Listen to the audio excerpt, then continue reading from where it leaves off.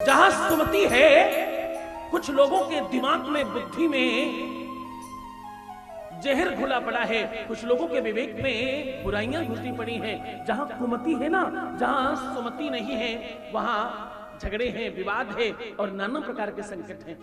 और जहां सुमति है वहां आनंद है, वहां वैभव है, वहां संपन्नता है। जहां प्रेम है वहां संपन्नता है। जिसके घर के बाहर 2 4 10 गाड़ियां दिखे तो तुम समझना इनके घर में अभी सामंजस्य बना हुआ है, इनके घर में अभी प्रेम है आपस में एक दूसरे में। जहां सुमति है, जहां आपस में प्रेम है, वहां सामर्थ्यता है, वहां बल है। महादेव के परिवार में एकता दिखती है। यहां चंद्रमा में अमृत है और महादेव के कंठ में जहर है। यहां जहर और अमृत एक साथ रहते हैं। और एक बात कहूं, ये तो फिर भी सामान्य बात है। मैंने जितनी भी बात कही ये फिर भी सामान्य है। इससे ऊपर की बात कहूं ना मैं,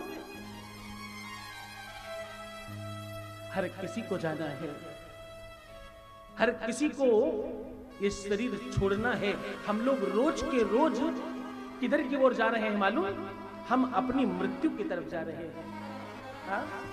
रोज हमारे जीवन का दिन कम हो रहा है और मृत्यु सन्निकट आ रही है। मृत्यु के बाद पता क्या होगा? मृत्यु के बाद एक बड़ा इवेंट होगा। उस इवेंट में क्या होगा मालूम? उस इवेंट में पिंडदान कर पुण्यात्मा से। क्या पिंडदान समझते हो ना तुम सब? गौर से सुनना, खास तौर से बुजुर्गों बहुत गौर से सुनना। तुम्हारा टिकट तो वैसे ही कभी भी कंफर्म हो सकता है, इसलिए बहुत गौर से सुनना। जिनके चश्मे लग चुके हैं ये इंडिकेशन है। जिनको कानों से कम सुनने लगा, जिनके चश्मे लग चुके हैं, जिनके घुटने बोलने लगे, जिनको उठने बैठने में तकलीफ होने लगी, जिनकी सांस पांव में खटपट हो रही है, सब गौर से समझना। बोले पिंडदान कर पुण्यात्मा से अपना पिंड छुड़ाएंगे। क्या करेंगे? तुम्हारे अपने तुम्हारे नाम से पिंडदान कर पुण्यात्मा से अपना पिंड छुड़ाएंगे। और तुम्हारे मरने के बाद तुम्हारे शरीर को स्पर्श भी कर लिया तो 4 बार स्नान करने जाएंगे। हाँ? और अगर तुम्हारी प्रीति ज्यादा बढ़ गई, कदाचित तुम सपने में आ गए तो दूसरे दिन किसी बाबा बंगाली के यहां खड़े मिलेंगे कि मुझे भूत से मुक्ति दिलाओ, मेरे पीछे प्रेत पड़ा हुआ है। हाँ? लेकिन भगवान शंकर तुम्हारे मरने के बाद, तुम्हारे जल जाने के बाद तुम्हारी राख को भी अपने अंग से लगाने वाला, अपने हृदय में लगा लेने वाला, अपने शरीर से स्पर्श कर लेने वाला और आत्मसार कर लेने वाला अगर कोई है तो वो मेरा नाथ है, मेरा शंकर है, मेरा परमात्मा है। जिस समय तुम्हें कोई छू भी नहीं रहा होगा उस समय वो उठाएगा और तुम्हें अपने अंग से लगा लेगा। मानो कहेगा तुम तो मेरे अपने हो, तुम में क्या शुद्धि और तुम में क्या शुद्धि। हाँ? चिता भस्मा लेपो गरलमसनम लिखपट धरो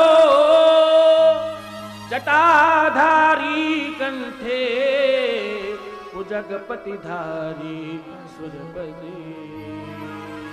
महादेव तो वो कृपा का सागर है जिसके आसपास पहुंचने से भी मानो ऐसा लग रहा हो कि बड़ा विशाल सा झरना किसी विशाल सागर में गिर रहा हो और उसकी बूंदें उछलकर हम सबको अभिसिंचित कर रही हो। ऐसा भाव है महादेव का।